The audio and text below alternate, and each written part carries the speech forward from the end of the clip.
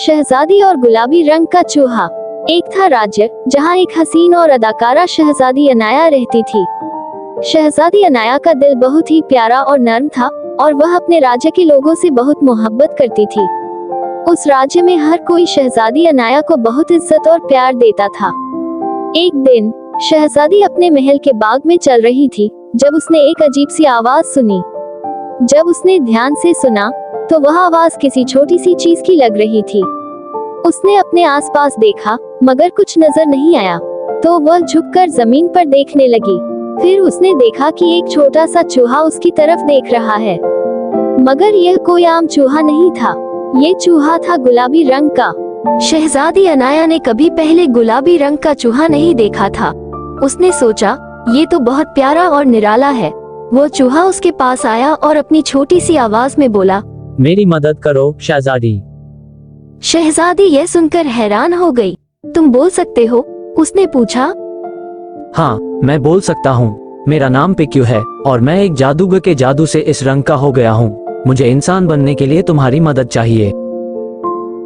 शहजादी अनाया ने पिक्यू को उठाया और अपने हाथों पर रखा। तुम्हें इंसान बनाने के लिए मुझे क्या करना होगा? पिक्यू ने कहा, तुम्हें एक खास जादुई फूल ढूंढना होगा जो सिर्फ एक पुरानी और भूल भुलैया जंगल में मिलता है। वो जंगल महल से बहुत दूर है और रास्ता भी बहुत मुश्किल और खतरनाक है।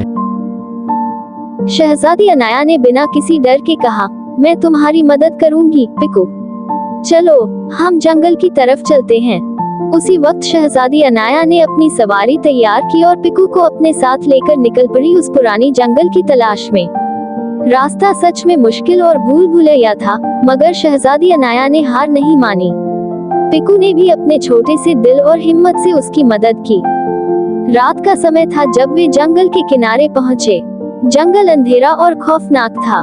चिड़ियों की चीखें और जानवरों की आवाजें से महल का माहौल भी कांप जाए, मगर शहजादी अनाया ने अपनी हिम्मत जारी रखी और पिक्यू को अपने कंधे पर बिठाकर जंगल में घुस गई। जंगल में पहला ही कदम रखते ही एक अजीब सा रोशनी का गोला उनके सामने आया। ये रोशनी उन्हें रास्ता दिखाने लगी। पिक्यू ने कहा, ये जादुई रोशनी है, हम इसे फॉलो कर सकते हैं। शहजादी अनाया ने रोशनी को फॉलो किया और कुछ ही देर में वे एक छोटी सी झील के पास पहुंचे। झील का पानी नीला और शांत था। उसके बीच में एक सुंदर सा फूल खिला हुआ था जो रोशनी में चमक रहा था। पिक्यू ने कहा, ये वही जादुई फूल है, इससे लेकर हमें वापस महल जाना होगा। मगर जैसे ही शहजादी अनाया ने फूल को पकड़ा, झील के पानी से एक बड़ा और भयानक सांप निकल आया। सांप ने कहा, तुम इस फूल को नहीं ले सकती, यह मेरी रखवाली में है। शहजादी अनाया ने अपनी तलवार निकाली और सांप से लड़ने के लिए तैयार हो गई। सांप बहुत तेजी से हमला कर रहा था, मगर शहजादी अनाया की हिम्मत और हौसले ने उसे हराने नहीं दिया। पिक्यू भी अपने छोटे छोटे दांतों से सांप को तंग करता रहा। आखिरकार शहजादी अनाया ने सांप को हरा दिया और फूल को लेकर वहां से निकल गई। जंगल का रास्ता वापस भी उतना ही मुश्किल था, मगर इस बार शहजादी अनाया और पिक्यू ने ज्यादा हिम्मत से काम लिया। रात भर चलकर वे सुबह तक महल पहुँचे। महल पहुँचते ही शहजादी अनाया ने पिक्यू को फूल दिया और कहा, अब तुम इसे खा लो और अपना असली रूप पालो। पिक्यू ने फूल को खाया और धीरे धीरे वह इंसान बन गया। वह एक सुंदर और जवान राजकुमार बन गया। उसने शहजादी अनाया का शुक्रिया अदा किया और कहा, तुमने मेरी जान बचाई और मुझे अपना असली रूप वापस दिलाया। अब मैं तुम्हारे राज्य की रक्षा में तुम्हारा साथी बनूंगा।